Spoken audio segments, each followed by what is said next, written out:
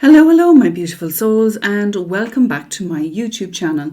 Linda Flynn here. On my channel, I talk all things working full-time, growing a business, living in the west of Ireland, and all the musings in between. So if you are new here, please do hit that bell, subscribe to my channel, and share this channel with anyone who you think would enjoy it. And let's get cracking on today's topic. So what is today's topic? These are just some of the 5 things that I have learned over the last 3 years of growing a business.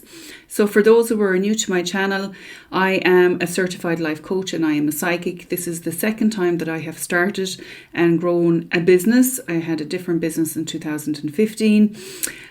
Which didn't work out and that I left behind. Okay, so these are some of the key things that I have personally experienced, and I believe that many other small business owners, entrepreneurs out there will understand as well.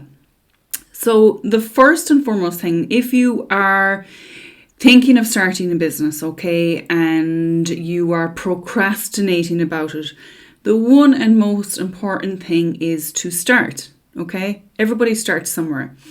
I literally got back on the horse, started promoting myself. It took me 6 months to get my first client through Facebook from life coaching. And when I got started back recording videos, it is safe to say that I was pretty crap, okay? I am still over here on YouTube figuring that out. I have a lot of content and followers over on TikTok. So I suppose my natural comfort zone at the moment is over on TikTok because I go live there practically every day. So YouTube is a learning curve for me as well. But you have to start somewhere. Everyone starts somewhere. So get started, okay? So what is the second thing? The second thing is play the long game. So what do I mean by this? When we are starting and growing a business, we need to have the mindset to play the long game. If you follow anyone online, any of the entrepreneurs, Gary Vee, Mel Robbins, even if you listen to Mel Robbins' story or Joe Wicks, they will literally say they had overnight success like other people thought, but it literally took them 10 years to get to where they want. So you must play the long game and realize that it's not going to happen overnight. Okay. And coinciding with that, I believe, is the third most important thing, probably in other aspects of a different, if I was coaching somebody on a one-to-one aspect, it would be nearly the number one thing, and that is your why. Why are you doing this? Why do you want to grow your own business? Get really, really deep understanding on why you want to do this. For me, as you know, I still work a full-time job. I deeply want to have my own business so that I can literally take downtime in the winter time, okay, so that I can leave the rainy west of Ireland and I can pick up my laptop with myself and my partner and head off to Spain for a month. Now, you may be wondering to yourself, Linda, why is this so important? What does that mean? And the thing about it is most people generally in life don't know what it is they want. So if you're really clear on the why that you want this business, that is ultimately going to keep you on the days that you feel like giving up. And trust me, there will be days when you feel like giving up. I still have days 3.5 years in where I feel like giving up. So they will keep you going through the difficult days, through the days where you may see or you may think that you're not making progress. And again, generally speaking, it's really, really good to track all your progress, the key little steps along the way. As I said, like 6 months with me when I got my first coaching client. So a deep understanding of your why. Maybe you want your own business to have freedom with your kids, okay, when they're small. Or again, maybe like me, you want to travel. Maybe you are sick of working for other people and you just want to work for yourself. Maybe you are so passionate about YouTube and social media and creating content because you really, really, really enjoy it. That is your why. So finding out what your why is and having a deep, deep understanding so it keeps you going on the dark days. Number 4, consistency. Consistency is key. Showing up consistently. And yes, if you will look back through my YouTube channel, I myself have not been consistent here. The one thing that I noticed from starting a business is you literally can go, oh, I need to be on YouTube, I need to be on TikTok, I need to be on Instagram, I need to be on Facebook. And you know what happens then? You could become seriously overwhelmed and you're not able to do it all yourself, okay? So most of us starting out in business, we're trying to do it all ourselves, and that's just the nature of it.